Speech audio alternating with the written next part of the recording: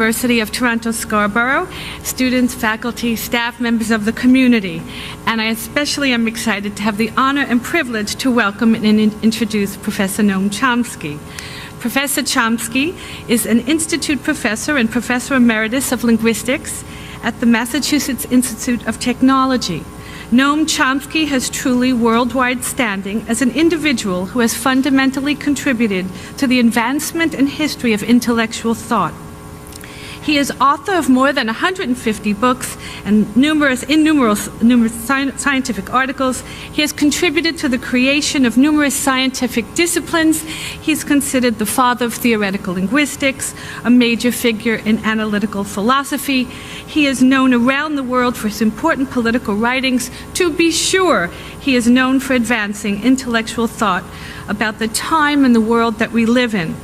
There is so much to say that last night with my daughters, we put Professor Chomsky's name into the computer and there were 12 million hits. So with that, I thought, gee, what should I say? So in the end, I decided to make this a personal ode to my dear Professor Chomsky. I met Noam Chomsky 3 times, and I know him for 37 years. And in a moment, I hope that that makes sense. The first time I met him, I was an undergraduate at Columbia University, and I was in charge of a little chimpanzee named Noam Chomsky, for obvious reasons. And it was a serious scientific question in which our goal was to see whether all aspects of human language were entirely teachable and learnable through environmental input.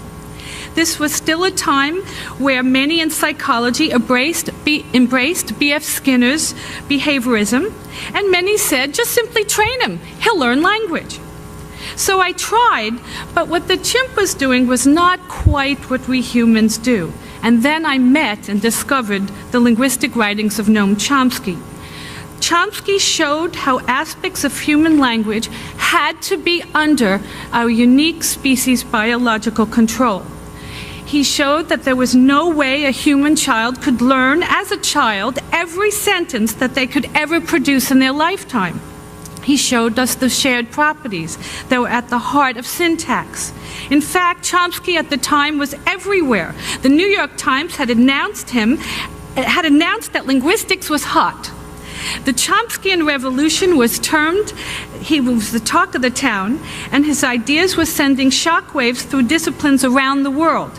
Psychology, anthropology, sociology, artificial intelligence, and many more. So, inspired by Noam Chomsky, I was set. I was going to go to graduate school to study the psychology of language. The second time I met Noam Chomsky was a graduate student at Harvard. It was my very first day of my very first class as a graduate student, and oh, how optimistic I was. B.F. Skinner was giving a lecture, and I sat in the first row. During his talk, B.F. Skinner announced that there was no mind, no thoughts, no internal mental representations, no poetry.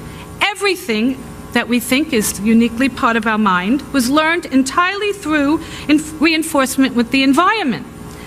At that point, Professor Skinner said, were there any questions? Oh, I raised my hand. I was so earnest. And very politely, I attempted to explain to B.F. Skinner that evidence from psycholinguistics, neuropsychology, language acquisition, and in particular linguistics, demonstrated that his assertion was incorrect. B.F. Skinner looked at me. He took his glasses off. He rubbed his face. He leaned on the podium and he said, "Young lady, we do not ask those questions here. If you want to ask those questions, you must go up Mass Ave to him." And him meant him.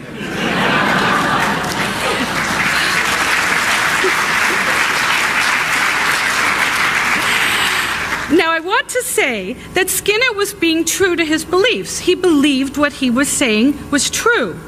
This is not what concerned me. I respected his views. Instead, it was the first time that I realized that truth was not absolute.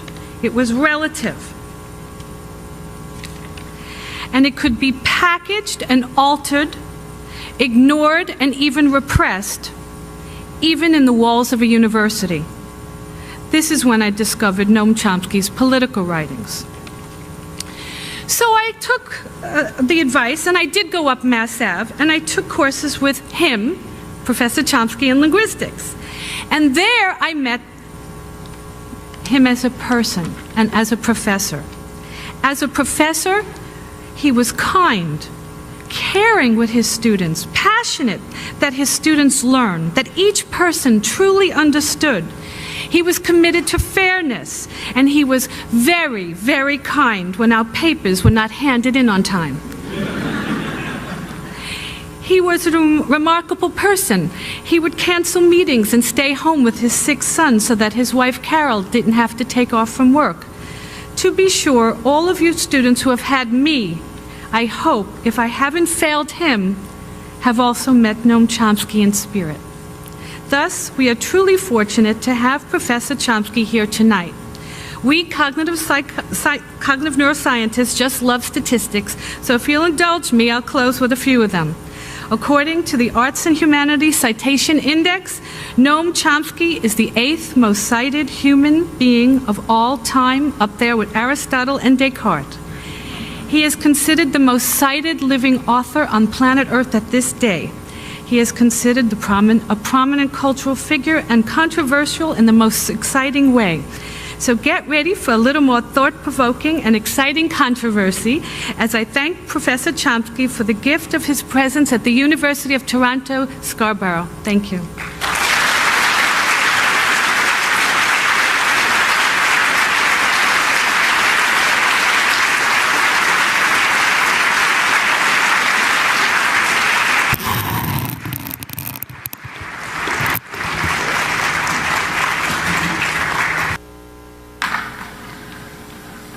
Is this the 4th time?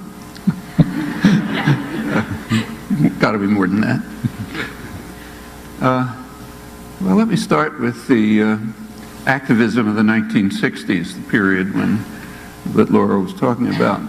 That period aroused quite deep concerns right across the mainstream spectrum of thought.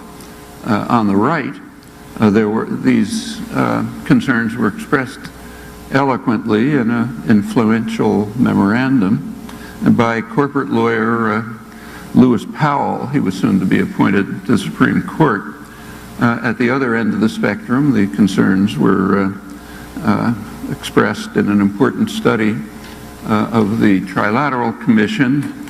It consists of liberal internationalists from the 3 major industrial areas, Europe, North America, and Japan.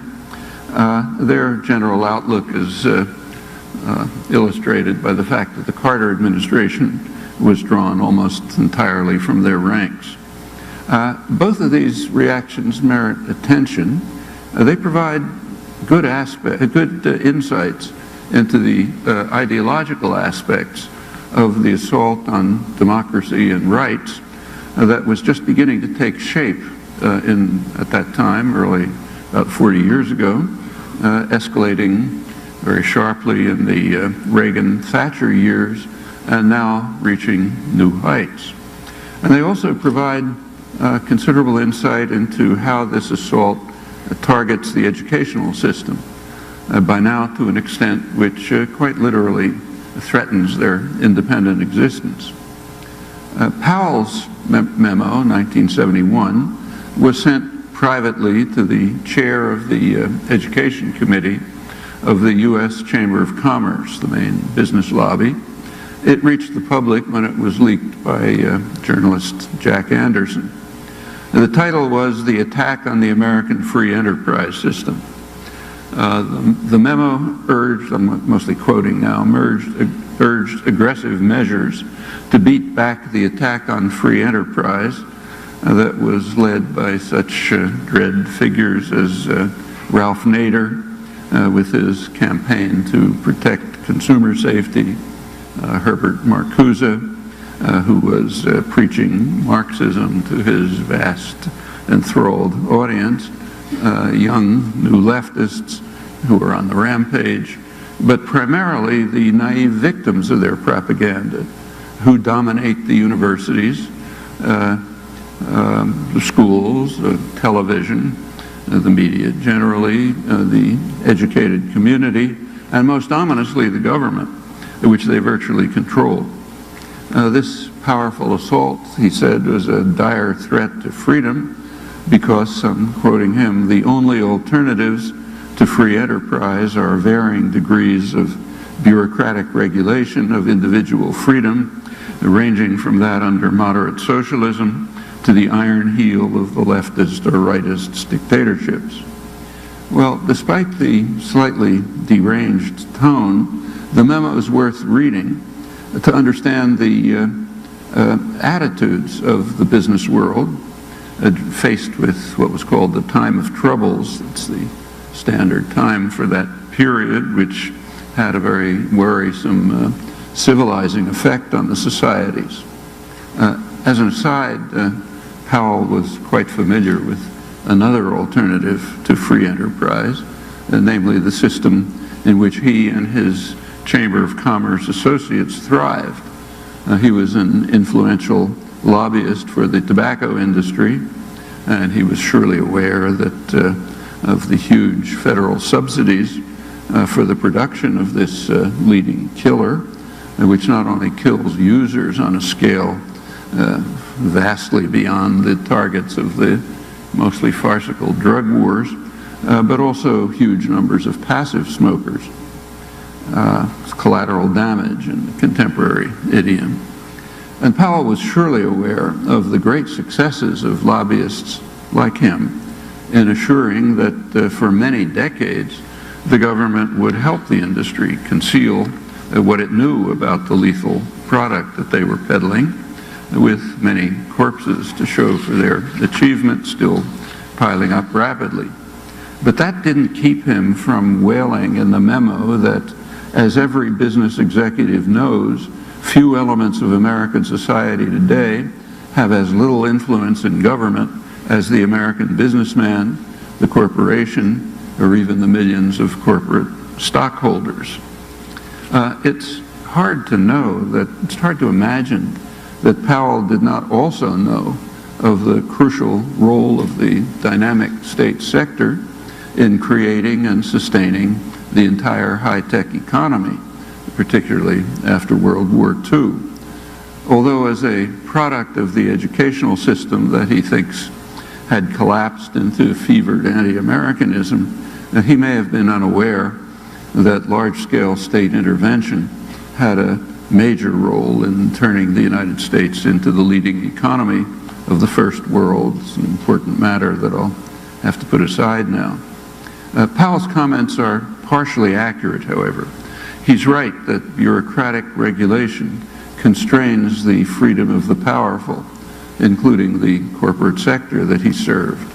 In fact, it was the success of Powell and his fellow lobbyists in blocking such regulation that opened the way to corporate slaughter on a truly massive scale by the tobacco industry and many others. Lead, asbestos, toxic chemicals, unsafe cars, and on and on. And it's that same success in defeating bureaucratic regulation that protects them from the consequences of their crimes. It's also true that the New Deal bureaucratic regulation prevented any financial crises at all prior to his 1971 memorandum, and that with the dismantling of that regulation, as corporate control of the government grew from enormous to overwhelming, the crises began mounting in intensity until the present, with the stage now set for the next one, which will be far worse. Powell also warned that what he called the Marxist doctrine that was gaining such awesome power holds that the capitalist countries, capitalist is in scare quotes, the capitalist countries are controlled by big business. This doctrine, consistently a part of leftist propaganda all over the world, has a wide public following among Americans, he wrote, which is truly frightening. He could have added that the Marxist doctrine that was gaining such awesome power had been promulgated by influential figures even before Marx. For example, in 18th century Britain, where a respected figure wrote that the principal architects of policy, government policy, are the owners of the society, at that time the merchants and manufacturers, who make sure that their own interests are most peculiarly attended to, however grievous the effect on others, including the people of England, but particularly the victims of what he called the savage injustice of the Europeans abroad. This eloquent formulation of the insidious Marxist doctrine that's threatening the very existence of our cherished free enterprise system can be read in a book that's greatly praised, but unfortunately little read, Wealth of Nations by that incorrigible radical Adam Smith. The miscreants of the Nader-Marcuse-led crusade presumably also deplore what Adam Smith called the vile maxim of the masters of mankind, all for ourselves and nothing for other people. Surely their predecessors did, without the benefit of Marx or Smith or other wayward European intellectuals. 19th century American workers bitterly condemned the rising industrial system that was destroying their freedom and independence and was trying to impose on them what they called the new spirit of the age, gain wealth, forgetting all but self. That's mid-19th century. That's the doctrine that's greatly admired by the masters of mankind today, and it's hammered into consciousness by every available means in the doctrinal systems that they manage. Powell went on to lament that the most disquieting voices joining the chorus of criticism of American business come from perfectly respectable elements of society, from the college campus, the pulpit, the media, the intellectual and literary journals, the arts and the sciences, and from politicians. Although these new leftists are succeeding in radicalizing thousands of the young, he said, the greater cause for concern is the hostility to business of respectable liberals and social reformers. It's the sum total of their views and influence which could indeed fatally weaken or destroy our free system. And he then drew the obvious conclusion. The campuses from which much of the criticism emanates are supported by tax funds generated largely from American business and by contributions from capital funds controlled or generated by American business. The boards of trustees of our universities overwhelmingly are composed of men and women who are leaders in the business system. Most of the media, including the national TV systems, are owned and theoretically controlled by corporations which depend upon profits and the enterprise system in order to survive. So they should therefore organize to defend themselves and instead of just watching passively while business is destroyed by the Marxist onslaught and with it our fundamental freedoms. Business power over universities must not, however, tamper with the sacred doctrine of academic freedom, he insisted. Rather, it must labor to defend academic freedom by restoring the balance. That is, making sure that at least some small voice in the schools and universities remains to plead that our societies are not wholly evil and that history is not solely one of destruction and oppression, contrary to what innocent children are being taught in the schools and TV propaganda. Powell was actually expressing very widely held attitudes and beliefs which should not be dismissed on the simply on the basis of their patent absurdity and ignorance. In particular, his lament about the powerlessness of the battered remnants of corporate America is quite familiar. It's a constant refrain of those who have overwhelming power, but not total power, which is an intolerable affront for the masters of mankind. And more important, Powell's advice was followed in many ways.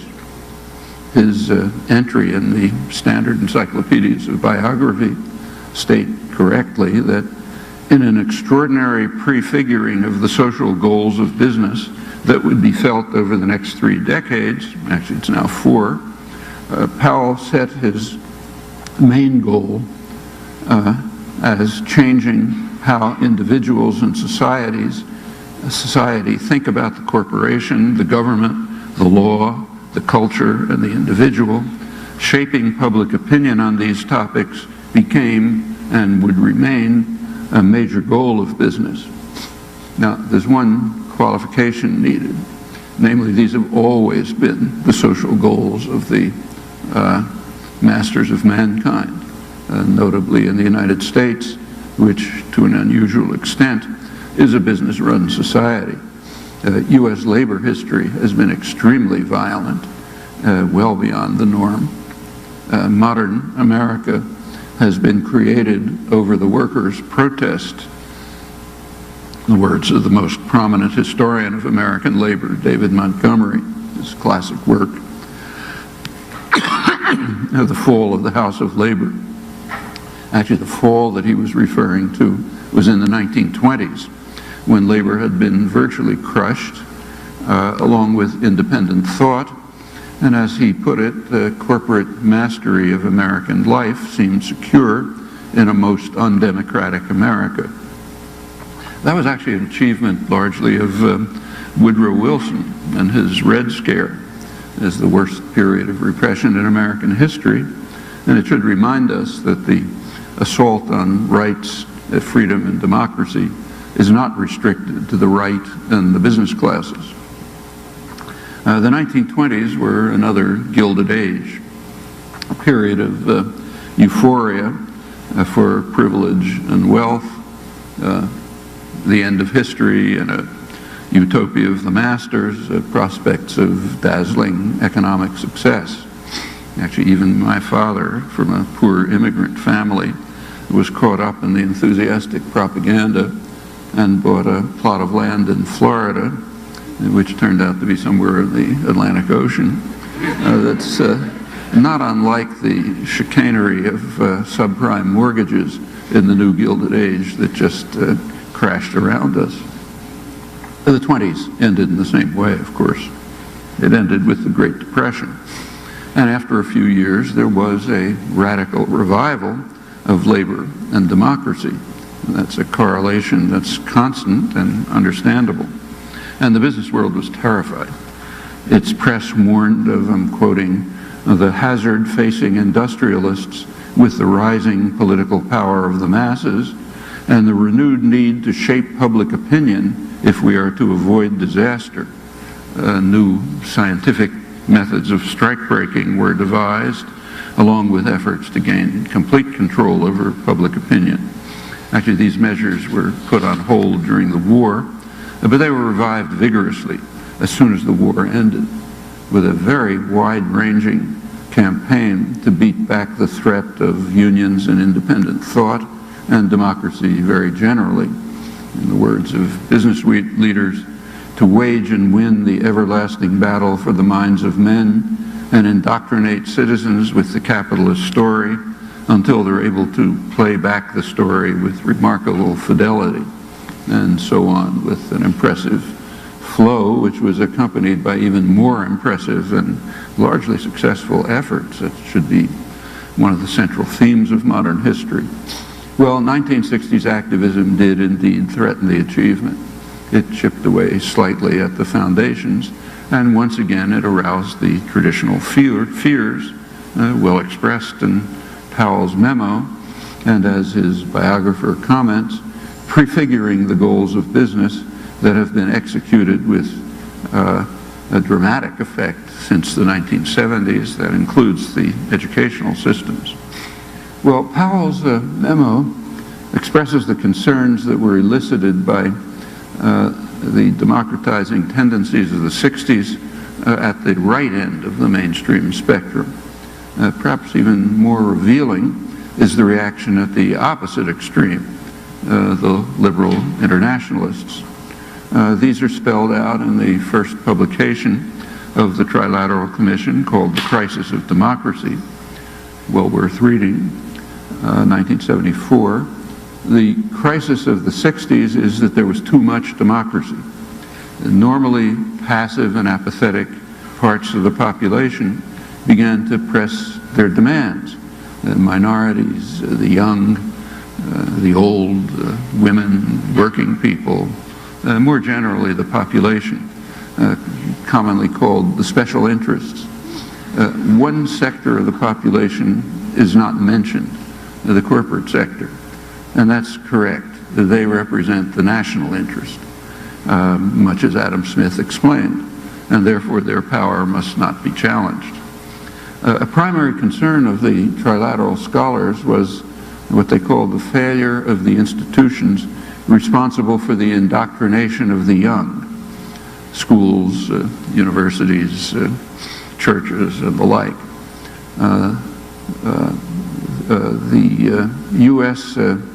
rapporteur, Professor Samuel Huntington of Harvard, he explained elsewhere that the architects of power in the United States must create a force that can be felt but not seen. Power remains strong when it remains in the dark. Exposed to the sunlight, it begins to evaporate. We've got to watch out for those people who expose it to the sunlight. And indoctrination of the young must assure that it remains in the dark. In general, the study urged we must have more moderation in democracy, their phrase, if it's to be preserved and if the national interest is to be protected. Well, the Powell Memorandum and the Trilateral Study, they spell out the concerns at the opposite ends of the dominant ideological spectrum. And these closely shared concerns did lead to vigorous action to restore order, much as they had done in the past. One of the consequences of these and other developments has been a sharp attack on public education, taking many forms. I'll mention a few.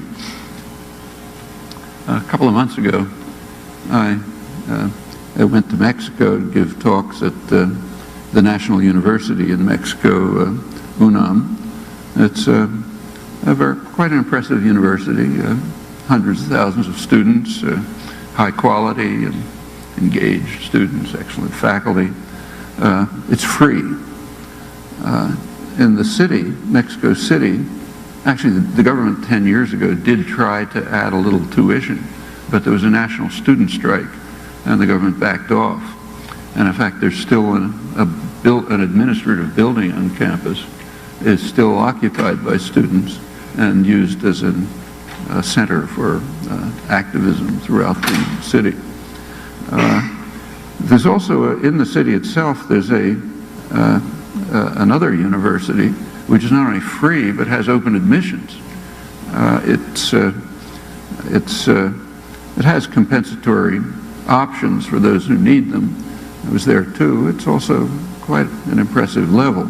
Students, faculty, and so on. Well, that's Mexico, poor country. Right after that, I happened to go to California, maybe the richest place in the world. I was giving talks at the universities there. In California, the main universities, Berkeley and UCLA, they're essentially Ivy League private universities. Colossal tuition, tens of thousands of dollars, huge endowment. The general assumption is they're pretty soon going to be privatized, and the rest of the system will be, was extremely good system, best public system in the world. That's probably going to be reduced to kind of technical training or something like that.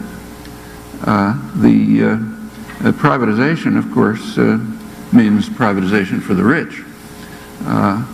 Lower level of mostly technical training for the rest. And that's happening across the country. Next year, for the first time ever, the California system, which was a really great system, best anywhere, it's getting more funding from tuition than it is from the state of California. And that's happening across the country. Right now, in most states, tuition covers more than half of the college budget. It's also most of the public research universities. Pretty soon, only the community colleges, the lowest level of the system, will be state-financed in a serious sense, and even they are under attack. And analysts generally agree, I'm quoting, that the era of affordable four-year public universities, heavily subsidized by the state, may be over. That's one important way to implement the policy of indoctrination of the young. People who are in a debt trap have very few options. That's true of social control generally. It's also a regular feature of international policy, as those of you who study the IMF and the World Bank and others are well aware. Well, as the Mexico-California example illustrates, the reasons for the conscious destruction of the greatest public education system in the world are not economic. Economist Doug Henwood points out that it would be quite easy to make higher education completely free. In the U.S., it accounts for less than 2% of gross domestic product. The personal share, about 1% of gross domestic product, is a third of the income of the richest 10,000 households. It's the same as 3 months of Pentagon spending. It's less than 4 months of wasted administrative costs of the privatized healthcare system, which is an international scandal. It's about twice the per capita costs of comparable countries, has some of the worst outcomes, and in fact, it's the basis for the famous deficit. If the U.S. had the same kind of healthcare system as other industrial countries, not only would there be no deficit, but there would be a surplus.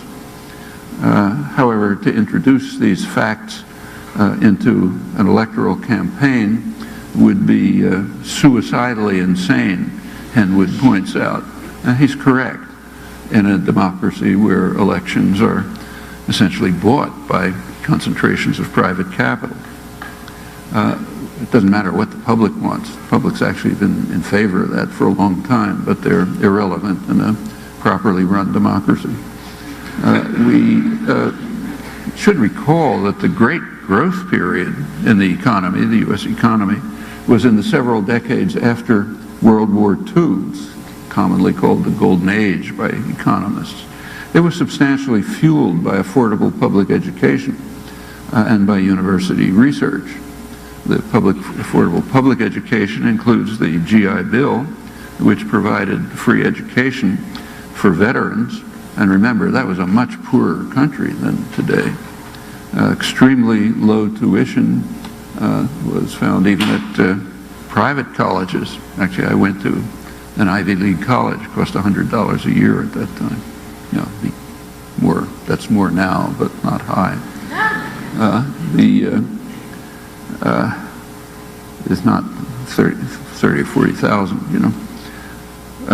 What about university-based research? Well, as I mentioned, that's the core of the modern high-tech economy. That includes computers, the internet, in fact, the whole IT revolution, and a lot more. The dismantling of this system since the 1970s is among the many moves towards a very sharply two-tiered society. Very narrow concentration of wealth and stagnation for most everyone else. It also has direct economic consequences.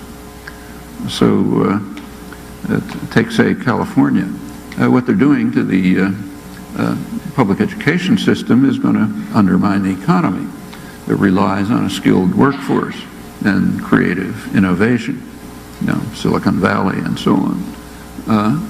Well, apart from the enormous human cost of depriving most people of decent educational opportunities, these policies undermine a U.S. competitive capacity. That's very harmful to the mass of the population, but it doesn't matter to the tiny percent of concentrated wealth and power. In fact, in the years since the Powell Memorandum, we've entered into a new stage of state capitalism in which the future just doesn't amount to much. The profit comes increasingly from financial manipulations.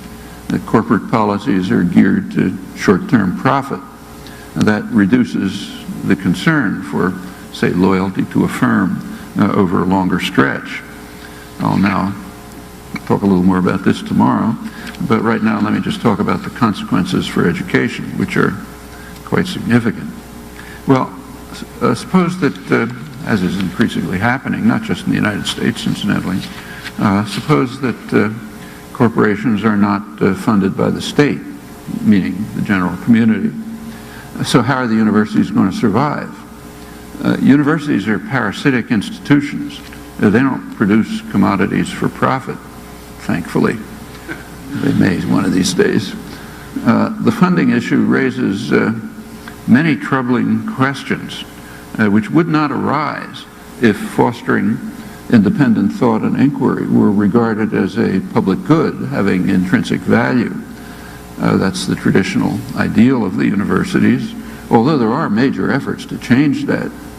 So take Britain. According to the British press, the Arts and Humanities Research Council was just ordered to spend a significant amount of its funding on the Prime Minister's vision for the country, his so-called big society, which means big corporate profits and the rest look out for themselves. The government produced what they called a clarification of the famous Haldane principle. That's a century-old principle that barred such government intrusion into academic research. If this stands, which I think is kind of hard to believe, but if it stands, the hand of Big Brother will rest quite heavily on inquiry and innovation in the arts and humanities as the masters of mankind follow the advice of the Powell Memorandum, of course defending academic freedom in ways that would receive nods of approval from those we must not name. I'll borrow my grandchildren's rhetoric. While Cameron's Britain is seeking to take the lead in the assault on public education, the rest of the Western world is not very far behind. In some ways, the U.S. is ahead.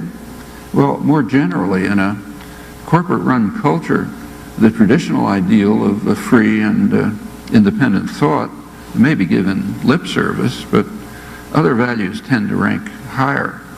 And defending authentic institutional freedom is no small task. However, it's not hopeless by any means. I'll talk about the case I know best at my own university, which is a very striking case because of the nature of its funding. Technically, it's a private university, but it has vast state funding, overwhelming, particularly since the Second World War. When I joined the faculty over 55 years ago, there were military labs. Since they've been technically severed. And the academic programs, too, back at that time, mid-50s, were almost entirely funded by the Pentagon. Under student pressure in the time of troubles, the 60s, there were protests about this and calls for investigation. And a faculty-student commission was formed in 1969 to investigate the matter. I was a member, thanks to student pressure. The commission was interesting. It found that despite the funding source, the Pentagon, almost the entire academic program, there was no military-related work on campus, except in the sense that virtually anything can have some military application. Actually, there was an exception to this, the political science department. That was deeply engaged in the Vietnam War under the guise, naturally, of a peace research institute. Well, since that time, Pentagon funding has been declining. And funding from health-related state institutions, National Institute of Health and so on, that's been increasing. There's a reason for that. It's a reflection of changes in the economy. In the 1950s and the 1960s, the cutting edge of the economy was electronics-based. And the Pentagon was a rather natural way to steal money from taxpayers, making them think they're being protected from, the Russians or somebody, and to direct it to eventual corporate profits. And that was done very effectively. That, as I said, includes computers, the internet, the IT revolution. In fact, most of the modern economy comes from that. In more recent years, the advanced economy is becoming more biology-based. So therefore, state funding is shifting. 50 years ago, if you looked around MIT, you found small electronics startups from the faculty. They were drawing on Pentagon funding research. And if they were successful, they were bought up by major corporations. And those of you who know something about the high-tech economy will know that that's the famous Route 128, Raytheon, ITT, and so on. Now, that was 50 years ago. And now if you go around the campus, the small startups are biology-based, and the same process continues. Genetic engineering, biotechnology, pharmaceuticals, and the big buildings going up are Novartis, and so on. That's the way the so-called free enterprise economy works. There's also been a shift to more corporate funding. Now that has several effects. First, there's more of an emphasis on short-term applied work. The Pentagon and the National Institute of Health, they're concerned with the long-term future of the advanced economy. In contrast, a business firm typically wants something it can use, not its competitors, and tomorrow. I don't actually know of a careful study, but it seems pretty clear that the shift towards corporate funding is leading towards more short-term applied research and less exploration of what might turn out to be interesting and important down the road. Another consequence of corporate funding is more secrecy. Surprises a lot of people, but during the period of Pentagon funding, there was no secrecy. And there was also no security on campus. You may remember this. You could walk into the Pentagon-funded labs 24 hours a day, no cards to stick into things and so on. And no secrecy. It was all entirely open. There is secrecy today. A corporation can't compel secrecy, but they can make it very clear that you're not going to get your contract renewed if what you're doing leaks to others.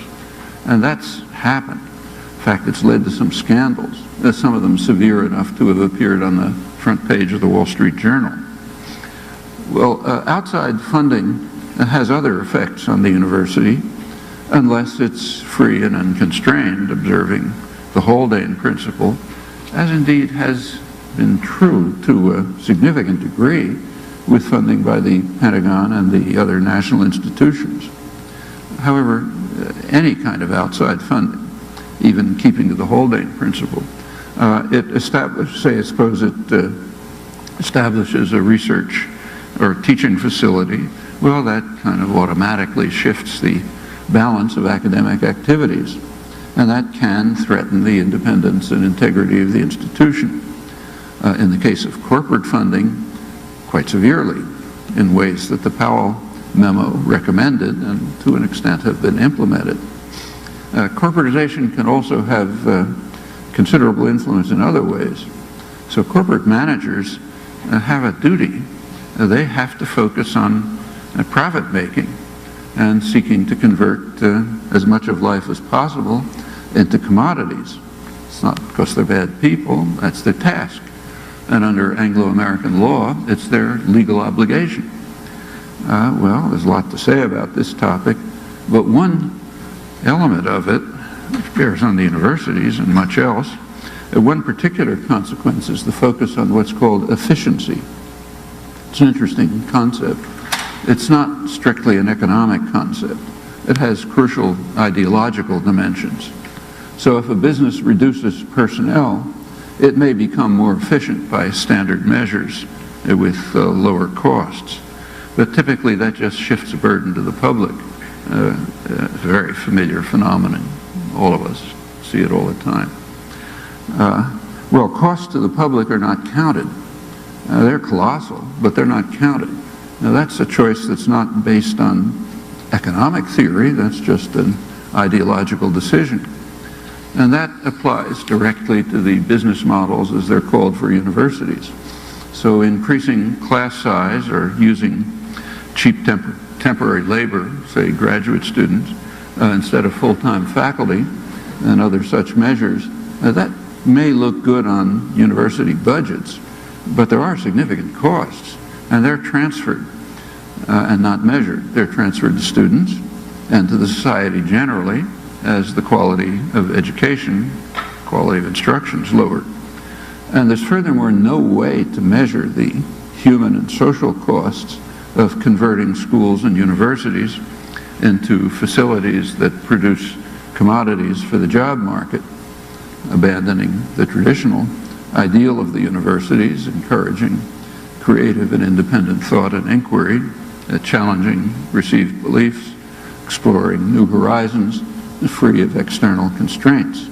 That's an ideal that's no doubt been flawed in practice, but the extent to which it's realized is a good measure of the level of civilization achieved. Well, that ideal is being challenged very openly by Adam Smith's principal architects of policy in the state corporate complex. The direct attack on the whole name principle in Britain, that's an extreme case, in fact so extreme that I assume it may be beaten back. But there are less blatant examples. Many of them are just inherent in the reliance on outside funding, state or private. Incidentally, are two sources that are not easy to distinguish given the control of the state by private interests. So what's the right reaction to outside funding that threatens the ideal of a free university? Well, one choice is just to reject it in principle, in which case the university will go down the tubes. It's a parasitic institution. Another choice is to recognize it as just a fact of life that when, say, I'm at work, I have to walk past the Lockheed Martin lecture hall, and I have to look out my office window at the Koch building, which is named after the multi-billionaires who are the major funders of the Tea Party and a leading force in ongoing campaigns to wipe out the remnants of the labor movement and to institute a kind of corporate tyranny. Now, if that outside funding seeks to implement the Powell principle by influencing teaching, research, other activities, then there's a strong argument that it should simply be resisted or rejected outright, no matter what the costs. But such influences are not inevitable, and it's worth bearing that in mind. So let me keep, again, the personal experience, which is, again, pretty striking, because MIT is an important case of how outside funding works. Well, in my own Pentagon-funded university, I was teaching for many years undergraduate courses on social political issues, pretty much the kind of things I write, that explored dominant systems of power and ideology, and there were often vicious practices from a highly critical standpoint. Now that was on my own time, of course, but it's not a serious difficulty. Facilities were there, and huge numbers of students and community people took them. You could open it to the community. More strikingly than that, under Pentagon funding, almost full Pentagon funding, MIT in the 1960s became the leading academic center of resistance against the Vietnam War. Now, not protest, I'm talking about resistance. In fact, several of us who were fully funded by the Pentagon avoided prison only by the sheerest accident. There were some attempts at disruption of my courses by the National Political Police, the FBI, but they were mostly comical. Beyond that, there wasn't any interference. Well, those considerations apply quite broadly. Right here, for example. So I understand there's a new school of global affairs to be established, funded by the Monk Charitable Corporation, hence indirectly by Barrick Gold, world's largest gold mining corporation. The international mining industry generally is based largely in Canada, a huge scandal for Canada, I should say.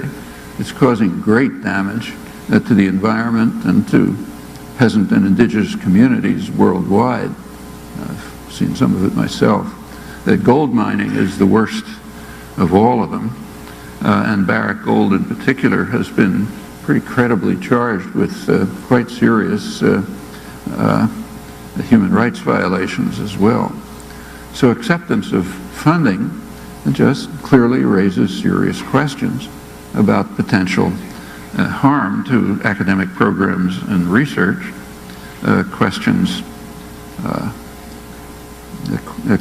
of rather like the ones I mentioned at my own university, and maybe I should mention the obvious, that horrible as Barrick Gold may be, it doesn't begin to compare with the Pentagon.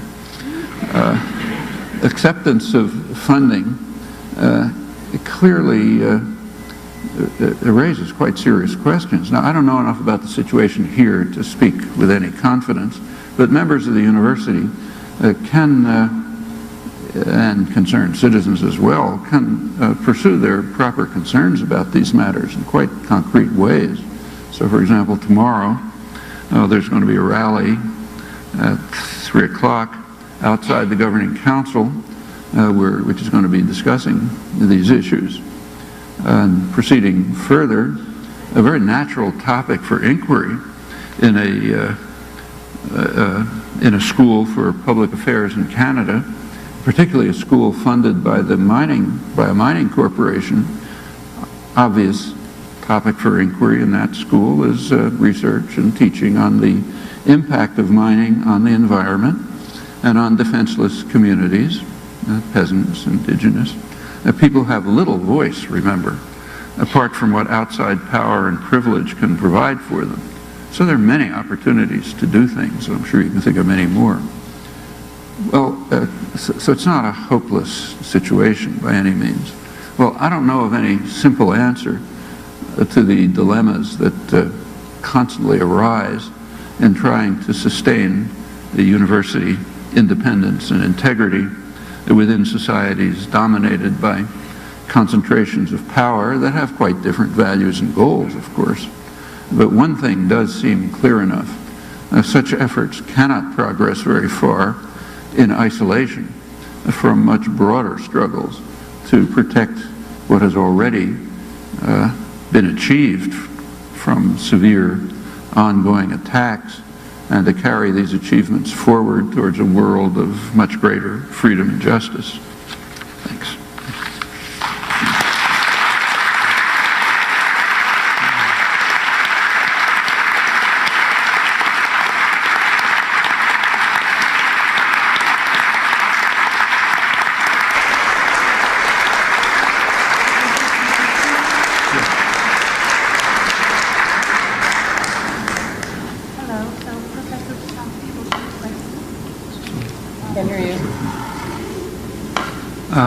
I think there's a mic somewhere, so I was told.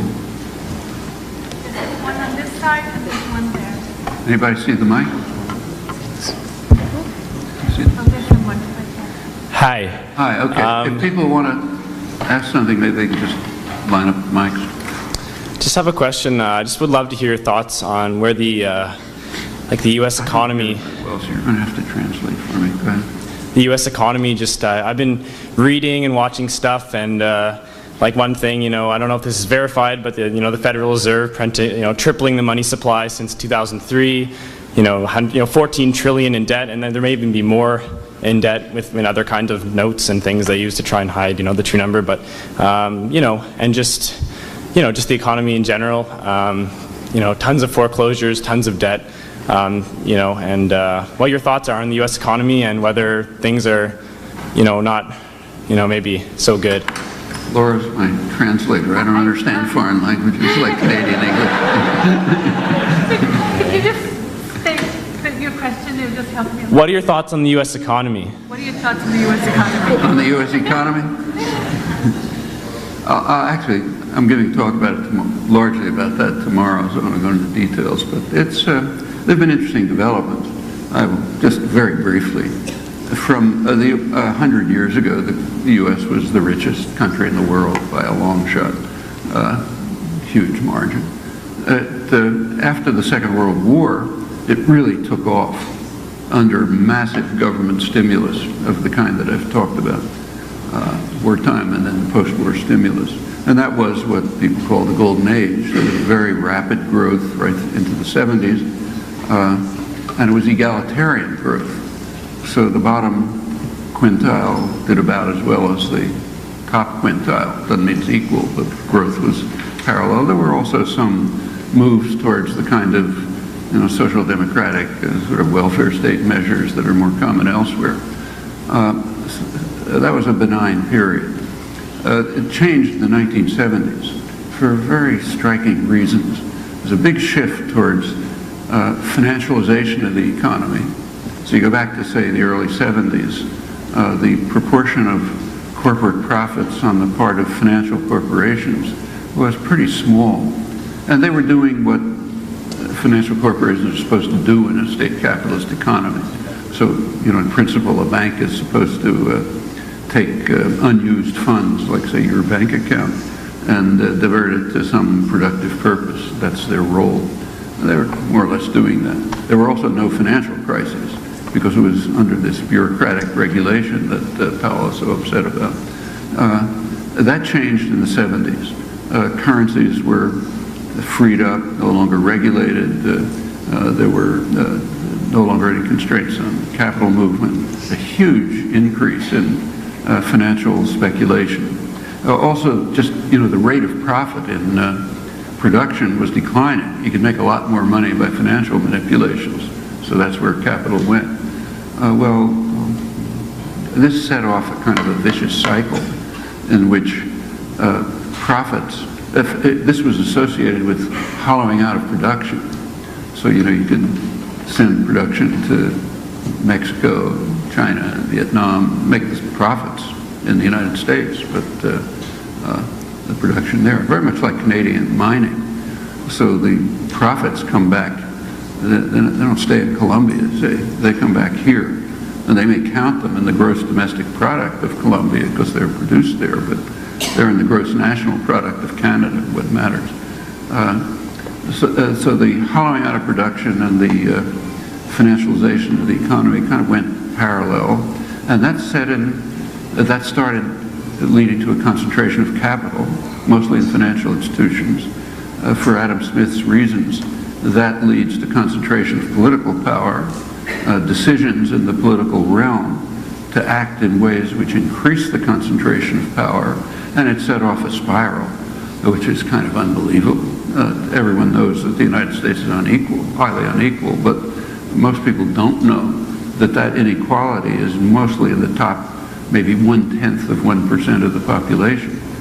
You take that away, it's unequal, but not kind of, off the scale.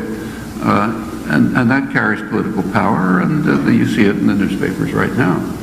When you read today's papers, the Republican Party programs, say Paul Ryan's budget, that's a way of ensuring that more and more wealth goes into the pockets of fewer and fewer people, and the rest of you can just, if you can survive, that's your business. And also there's this, going with this is the lack of concern for the future of the economy. So like if you were an executive for, say, General Motors, say 50 years ago, you wanted to make sure that the firm survived.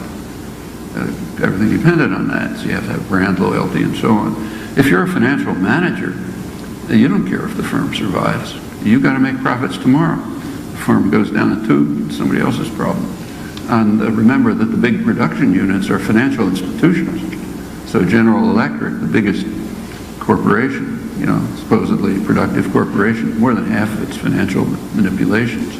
There's economists have kind of avoided this, but now they're starting to look at it interestingly. You take a look at the technical journals, you see some articles by, Nobel laureates in economics and so on asking, what are these financial institutions doing? They're certainly not doing what they're supposed to do according to economic theory. And are they any benefit at all to the economy? Well, they're probably harmful to the economy in many ways, not just because of the repeated crises, but in lots of other ways, draining resources, all sorts of things. Anyway, that's what's been going on. So you've had for the last 30 years or so, essentially stagnation for the majority of the workforce. They've been getting by increased working hours. U.S. working hours now are way above other industrial countries. And this is the richest country in the world, remember, by debt and by asset inflation, repeated bubbles like the housing bubble that just burst. Well, that's plainly not sustainable. Meanwhile, elections are getting more and more expensive to run in. The next election, 2012, is already estimated to be going to run at about $2 billion. That means if you want to participate in an election, you've got to climb very deep into the pockets of corporations. There's no other place where there's any money like that. For the Republicans, it's kind of reflexive. They stopped being a political party 20 years ago. And the Democrats are not very far behind. And, there's a couple of stragglers here and there, but essentially that's the tendency. Well, that is a vicious cycle. And people are very upset about it. They're angry, frustrated, they hate everything, they hate all institutions. But they don't know what to do about it. There's very little organization. There's some, but it's in the wrong places. Not entirely true, like what happened in Wisconsin. Is quite significant, I think. That's a major uprising. They lost, but losses are gains too. You set the basis for the next one. And maybe that'll take off, but I think that's roughly what's happening to the economy. I mean, people talk about American declinism, relative to China and so on. In my view, that's mostly nonsense. China has enormous problems, even worse, that the United States and the other rich countries don't face. But there is a kind of declinism, namely the countries being destroyed from the inside by the masters of mankind. And for perfectly sound reasons. It doesn't matter to them. They're doing fine. So like right in the middle of, when 20% of the population is qualifying for food stamps, Goldman Sachs just quietly announced $15 billion extra compensation for the managers who are responsible for the crisis. And I was in England a couple of weeks ago. Every day on the front pages, there's some new scandal about Barclay banks and the huge compensation packages. You kick the country down the tube and you make plenty of money. And that's the way it works. Thanks. Hi. I'm wondering about your thoughts about the sort of shift in demographics that's going to happen over the next 30 years with a huge part of the population. You can't hear me? Oh, speak closer. Even a native Canadian can't hear me. Can you hear me now? Sorry, I can't. I can hear you, but it's very strongly echoed. Hello? Well, give it a go. Shout. Okay. Wait for the mic. So I'm asking about the change in demographics that's going to come about in the next 30 years or so, where a huge portion of the population will be over the age of 80. I know that's true in Canada. I don't know exactly how true that is in the States. And how you think that's going to affect the labor movement in the coming sort of 50 years. Changing demographics And the labor movement. in rich societies, Sure. like the United States. Yeah, and Canada. Kind of worried about that. Well, there's an effort to do something about that. Again, it's on the front pages of the newspapers. That's why the political parties are trying to cut back security for the elderly. We don't care about them. What good are they? I mean, they're not making money for us. So, the new spirit of the age of 1850 says you ought to just get rid of them. Well, we're civilized. We don't put them on ice floes and send them out. What we do is cut back health care, cut back Social Security, just let them linger on the vine. I mean, that's essentially what's happening. You take a look at the budget proposals. That's essentially what's happening. This is all, there's a pretense that this has to do with the deficit. It's a complete pretense. Just like in Canada. The deficit is coming from the cutback of taxes on the rich, which is continuing in the United States. So the same Paul Ryan's, kill Social Security and Medicare, is saying let's cut back taxes on the rich. And in fact, as I said, in the United States, it's not true in Canada. In the United States, the deficit has to do with the health care system. Of course, about half the deficit is military spending, but that's untouchable. You got to rule the world by force. But the other half the deficit is the healthcare system. It's literally true that if the United States had, say, a European-style healthcare system, not a very utopian idea, there wouldn't be a deficit, there'd be a surplus. But you'll notice that that's not being talked about because the healthcare system is in the hand of the financial institutions, the insurance companies, and they are holy. And Obama knows it. So you take a look at his healthcare reform. Most of the population wanted what they call a single-payer plan, Canadian-style plan, and not because Canada is the greatest in the world, but at least people know that Canada exists. I mean, France could be somewhere, who knows where. So they want something like that. Okay, that's out the window. That's been true for decades.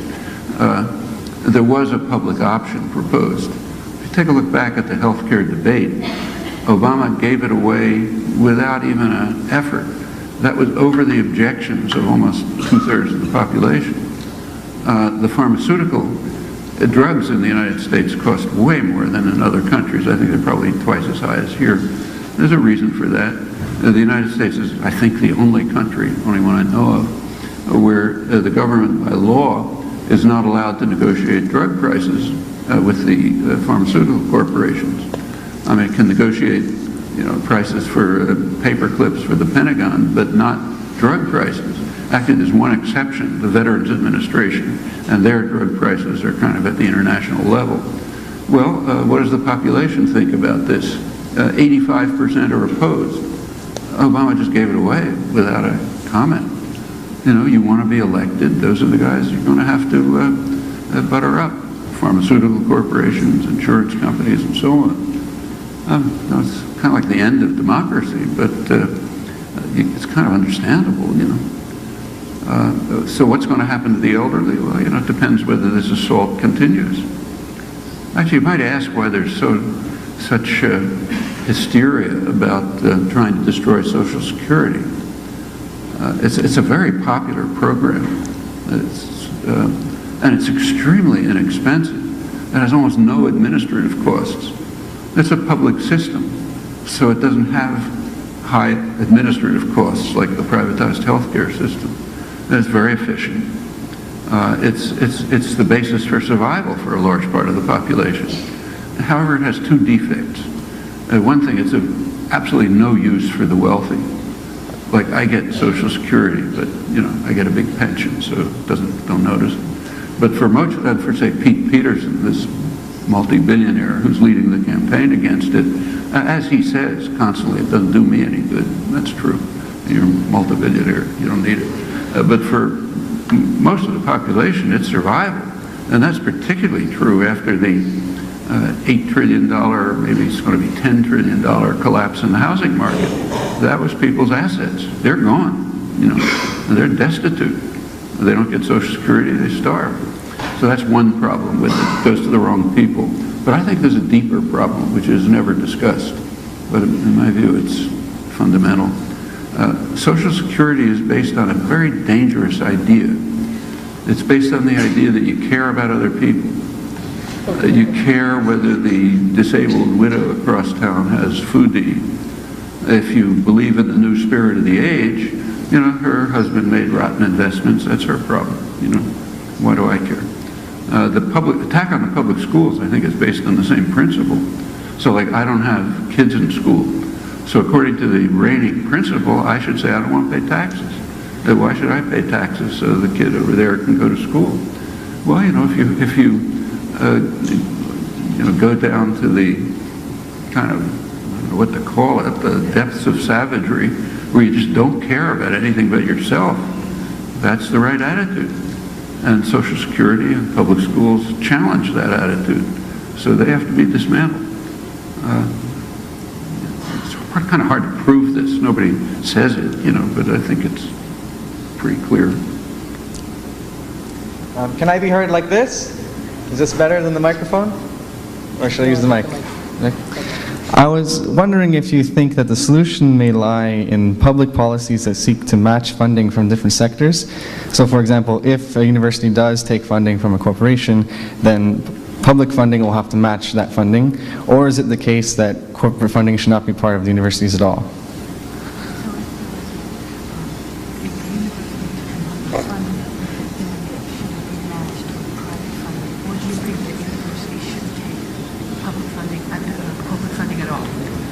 Well, you know, in an ideal world, maintaining a free, independent university just ought to be a kind of a commitment of the public, like having public schools.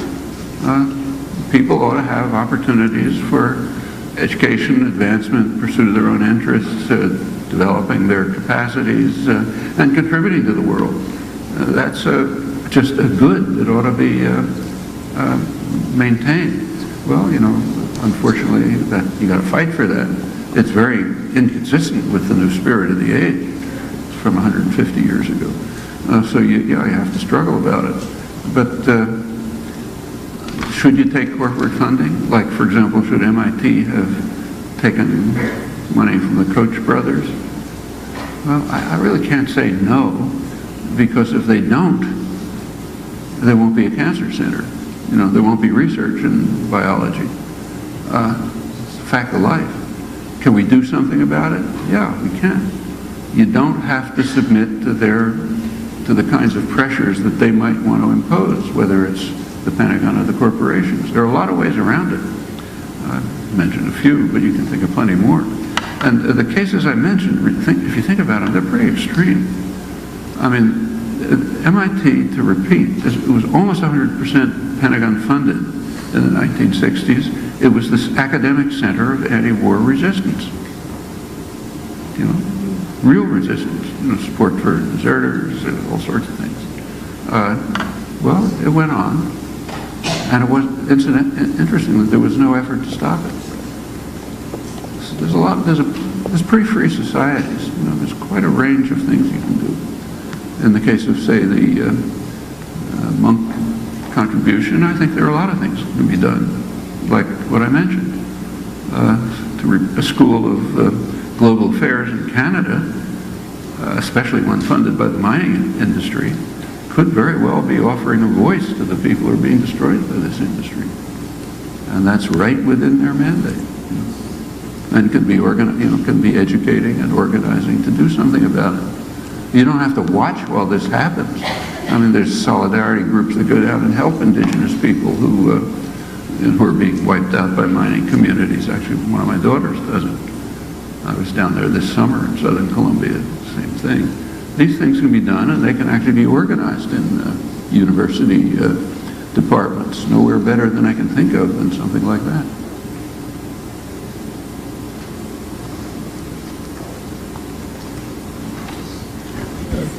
Are we over here?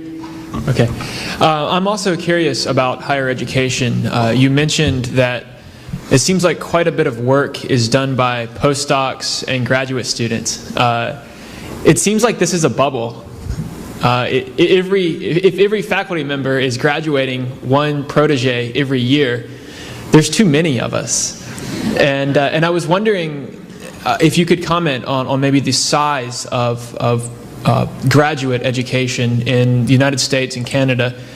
Is it too big, or should we be producing this many PhDs and finding work for them?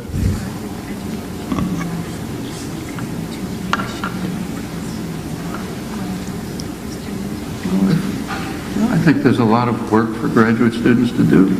The graduate students are producing the culture, the arts, the science of tomorrow, as well as just achieving their own goals, which is a value in itself.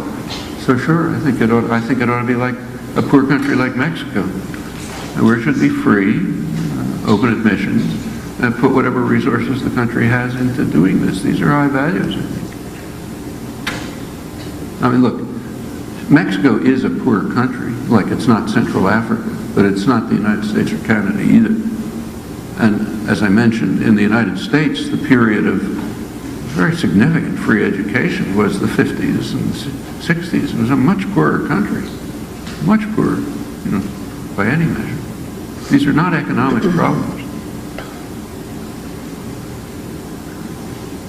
A question from Paulina, who's watching the live stream. How can the U.S. citizens get the Supreme Court ruling overturned that allows for unlimited corporate funding to political campaigning? Unlimited funding to political campaigning? Yeah, how could this be stopped in the United States? Yeah, actually, it can be stopped. And there's some states that, like Maine, for example, has cut it back. It can be done.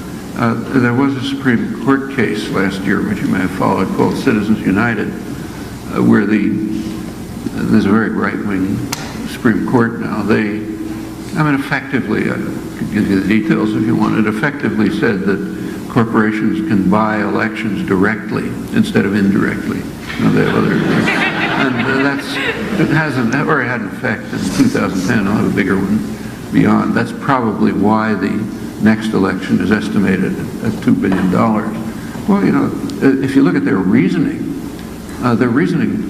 should not be permitted in a free society. It goes way back.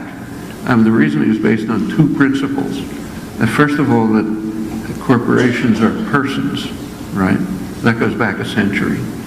A corporation is a legal fiction created by the state. Why should it have the rights of persons?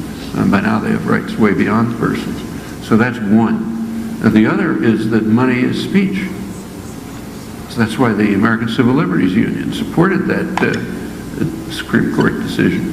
Well, if legal fictions created by the state and sustained by them are persons, and persons have freedom of speech, and money is speech, well, okay, it follows. Should any of that be permitted? It's outlandish. I should say that when corporations were given personal rights about a century ago, there was a lot of protest by conservatives. And that's a category of people that doesn't exist anymore. The name exists, but conservatives are gone, the classical liberals, basically. They protested. This was a sharp attack on classical liberalism, which holds that rights inhere in persons of flesh and blood, not collectivist legal fictions constructed by state power for the benefit of the rich. Well, they were beaten down. Actually, it was the progressives who favored these rules, I should say. It's a complicated story. But I don't think that should be tolerated, nor the idea that money is speech. So that can be stopped. And then there are all kind of ways of limits on campaign funding. Most of the world does impose such limits. Short campaigns, a month with no television ads. There's a lot of things you can do, technical things. But it's about as difficult as trying to go after the healthcare system. There's so much power concentrated in the economic and political system and the media to try to bar this, that it takes a real massive public organization to do something about it. That takes a lot of work. It can be done. It's been done in the past, but it's not going to happen easily. If we can become as civilized, say, as Egyptians, then maybe we can carry it off.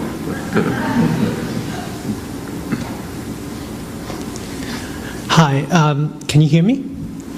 Okay. We have a federal election right now, and the corporate sector and its supporters are basically telling us, give us the subsidies or the jobs will go away. How should we as voters respond to that?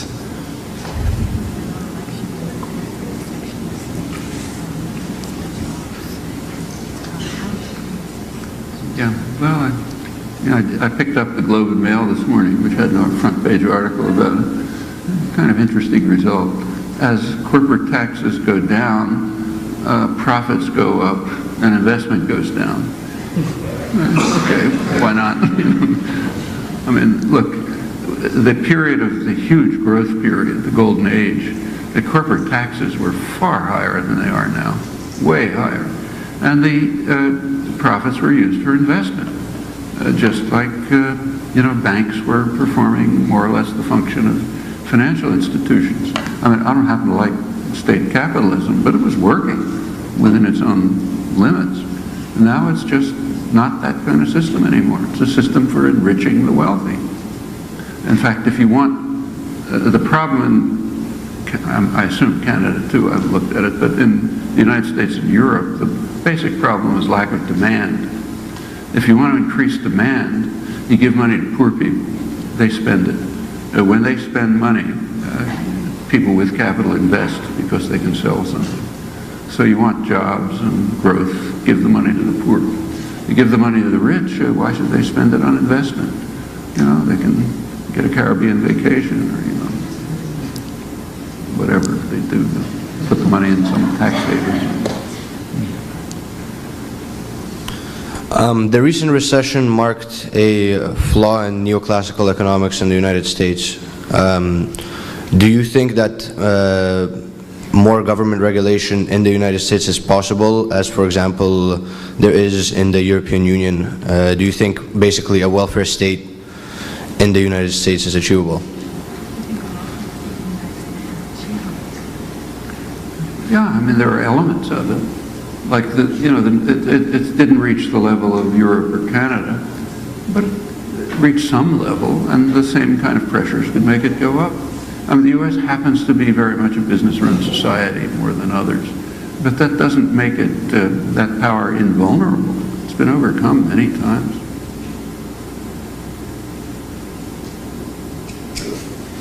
I mean, it takes work, you know, it doesn't happen by itself.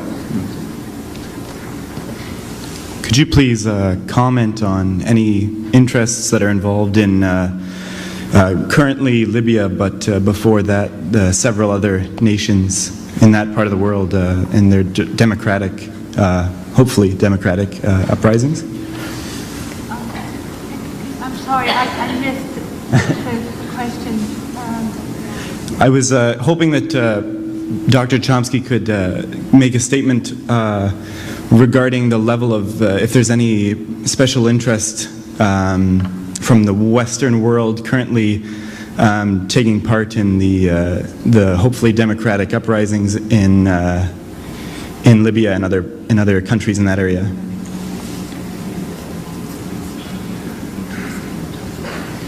Well, that's an interesting and long story, but the United States has a very great interest in the democratic uprisings throughout the Arab world.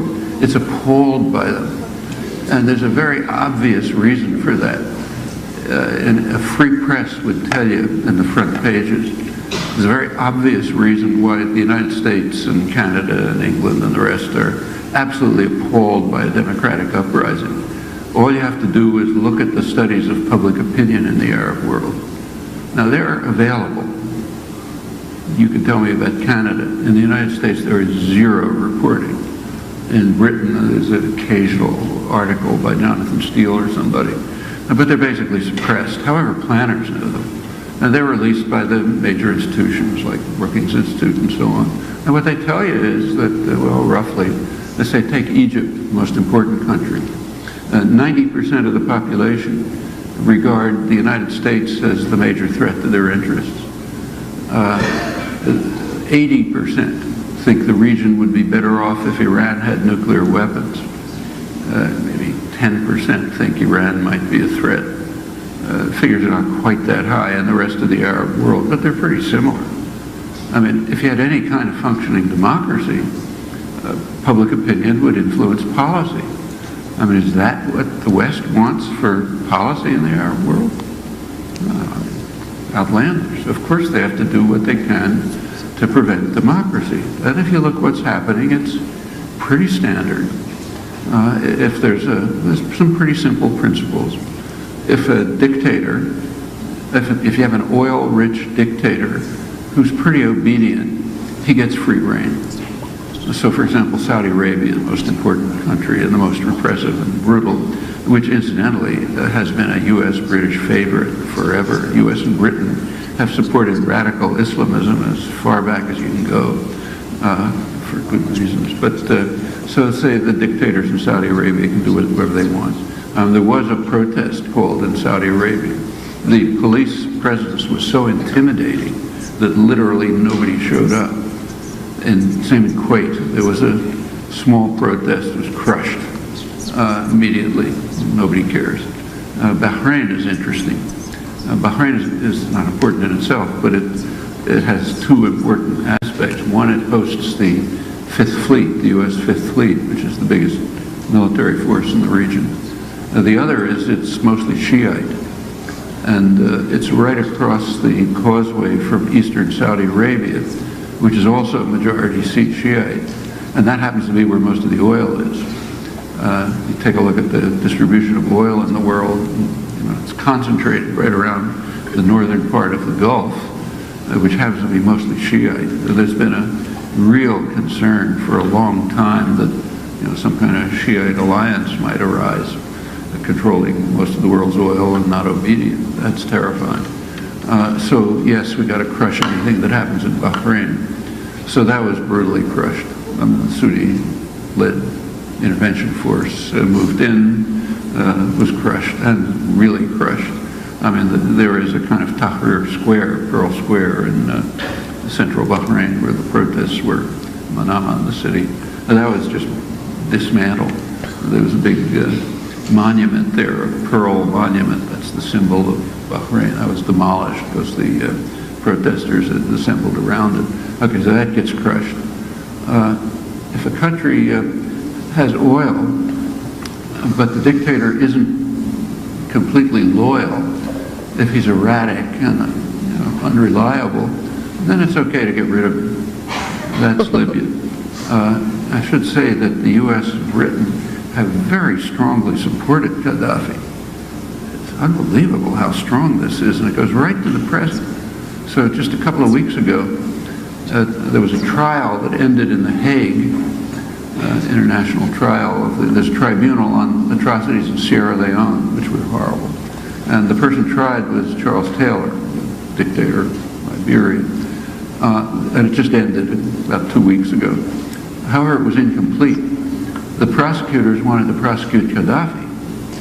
They said that he was the one responsible for the training and the financing, and the chief American prosecutor, who's an American law professor, incidentally, he said that Gaddafi is responsible for the death of over 1 million people.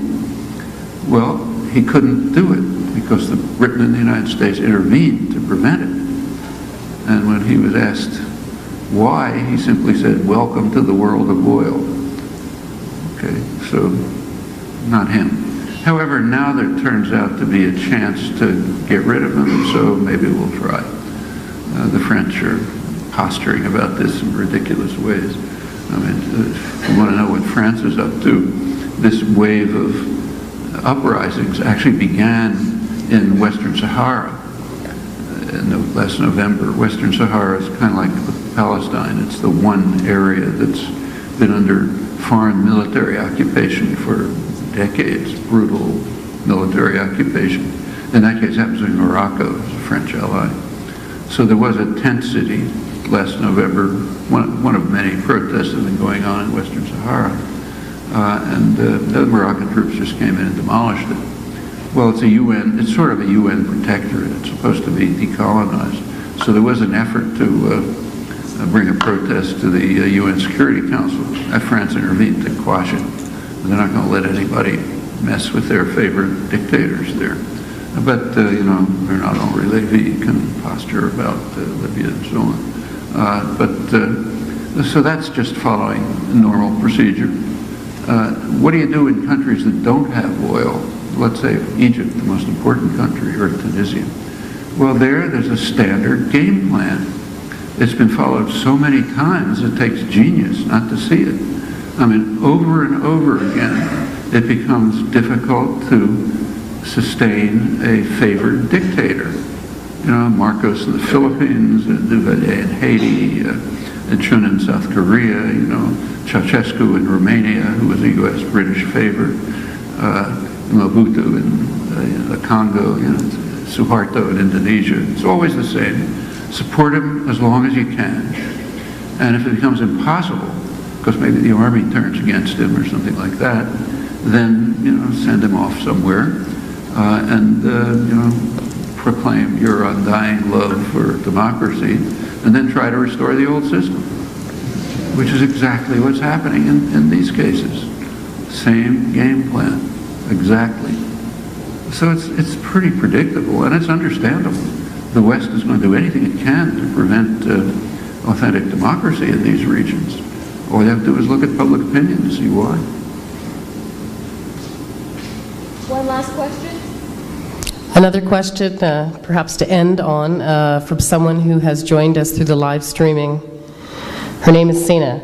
With corporate culture dominating the academic system, where will that place the U.S. in terms of taking the lead in intellectual thought and practice? With corporate culture dominating the academic system. You can answer for both the U.S. and Canada, if you like, but where will that place the U.S. in terms of taking the lead in intellectual thought and practice? Well, so if I understood, given corporate dominance, say in the U.S. and Canada, Britain, elsewhere, where does that leave the countries in defending and fostering independent thought? Okay, it's a battle, but it's not a battle that has to be lost. I mentioned cases where it's won. You know. Of course it's going to be a battle. I mean, in universities, it's a very clear case. They are parasitic institutions economically. They don't finance themselves. So therefore the financing has to come from somewhere else. If it's considered a value in the society to foster independent thought and so on, okay, they get social support. And to some extent that's true, but it's declining. I gave some figures and examples. If they don't get that, they're going to have to get it from somewhere else. And that means they're going to have to get it pretty much from the corporate sector. That's where capital's concentrated. Okay, then comes the constant vigilance and struggle to make sure that the Powell memo principles don't apply. That goes on all the time. I've been wrestling with